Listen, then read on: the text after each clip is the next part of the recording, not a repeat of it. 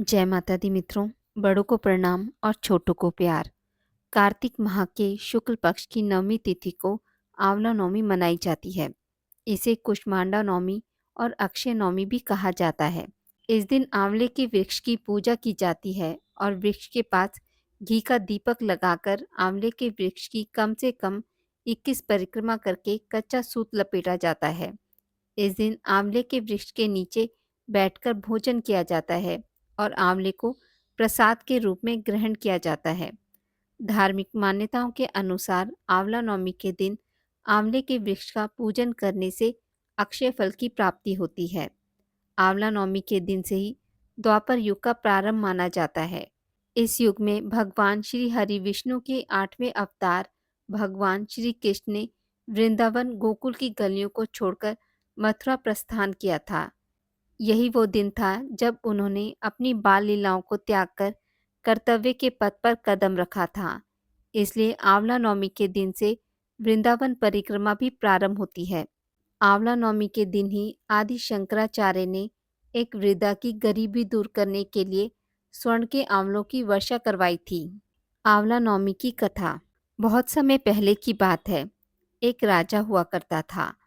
उसका यह प्रण था कि वह रोज 1.25 मन आंवले दान करके ही खाना खाता था। इससे उसका नाम आंवले राजा पड़ गया। एक दिन उसके बेटे बहू ने सोचा कि राजा इतने सारे आंवले रोजाना दान करते हैं, इस प्रकार तो एक दिन सारा खजाना खाली हो जाएगा। इसलिए बेटे ने राजा से कहा कि उसे इस तरह दान करना बंद कर देना चाहिए।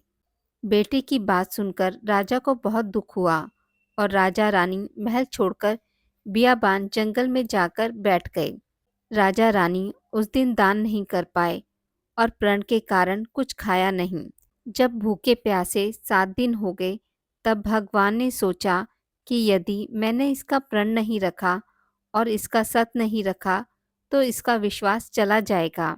इसलिए भगवान ने उस जंगल में ही विशाल महल और राज्य और बाग बगीचे सब बना दिए और ढेरों आंवले के पेड़ लगा दिए। सुबह जब राजा रानी उठे तो देखा कि जंगल में उनके राज्य से भी 2 गुना राज्य बसा हुआ है। राजा रानी से कहने लगे, रानी देख कहते हैं, सत मत छोड़े, सूरमा सत छोड़ाए पत जाए, सत की छोड़ी लक्ष्मी फिर मिलेगी आए। आओ नहा धोकर आंवला दान करें और भोजन करें। राजा रानी ने आंवला दान करके खाना खाया और खुशी खुशी उस महल में रहने लगे। उधर आंवला देवता का अपमान करने व माता पिता से बुरा व्यवहार करने के कारण बहू बेटे के बुरे दिन आ गए। राज्य दुश्मनों ने छीन लिया। दाने दाने को मोहताज हो गए और काम ढूंढते हुए अपने पिताजी के राज्य में आ पहुँचे। उनके हालात इतने बिगड़े हुए थे कि पिता ने उन्हें बिना पहचाने हुए ही काम पर रख लिया। बेटे बहू सोच भी नहीं सकते कि उनके माता पिता इतने बड़े राज्य के मालिक भी हो सकते हैं। सो उन्होंने भी अपने माता पिता को नहीं पहचाना। एक दिन बहू ने सास के बाल गूंथते समय उनकी पीठ पर मस्सा देखा। उसे यह सोचकर रोना आने लगा कि ऐसा मस्सा मेरी सास के भी था। हमने यह सोचकर उन्हें आंवले दान करने से रोका था कि हमारा धन नष्ट हो जाएगा। आज वे लोग ना जाने कहाँ होंगे। यह सोचकर बहू को रोना आने लगा और आंसू टपक टपक कर सास की पीठ पर गिरने लगे।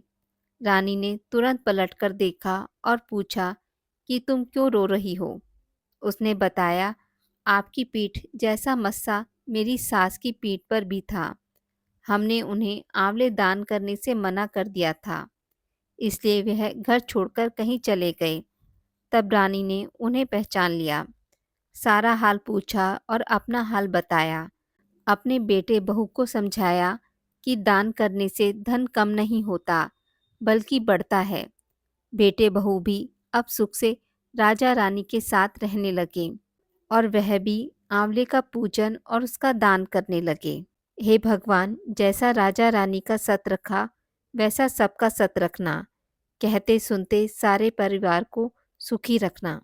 दूसरी कथा अनुसार एक बार माता लक्ष्मी पृथ्वी भ्रमण करने आई। रास्ते में भगवान विष्णु और भगवान शिव की पूजा एक साथ करने की उनकी इच्छा हुई। लक्ष्मी माँ ने विचार किया कि एक साथ भगवान विष्णु और भगवान शिव की पूजा एक साथ कैसे की जा सकती है। तभी उन्हें ख्याल आया कि तुलसी एवं बेल के गुण एक साथ आंवले में पाए जाते हैं। तुलसी भगवान विष्णु को प्रिय है और बेल भगवान शिव को।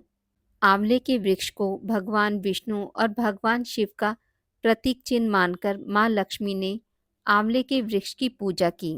माता लक्ष्मी की पूजा से प्रसन्न होकर भगवान विष्णु और भगवान शिव प्रकट हुए। लक्ष्मी माता ने आंवले के वृक्ष के नीचे भोजन बनाकर भगवान विष्णु और भगवान शिव को भोजन करवाया। इसके बाद स्वयं भोजन किया। जिस दिन यह घटना घटित हुई थी उस दिन कार्तिक शुक्ल नवमी तिथि थी। इसी समय से यह परंपरा चली आ रही है। आज की इस वीडियो में बस इतना ही। मित्रों, अगर आपको मेरी वीडियोस पसंद आती हैं तो इसे लाइक और शेयर ज़रूर करें और पूजा पाठ से जुड़ी जानकारी के लिए मेरे चैनल को सब्सक्राइब करना ना भूलें। धन्यवाद।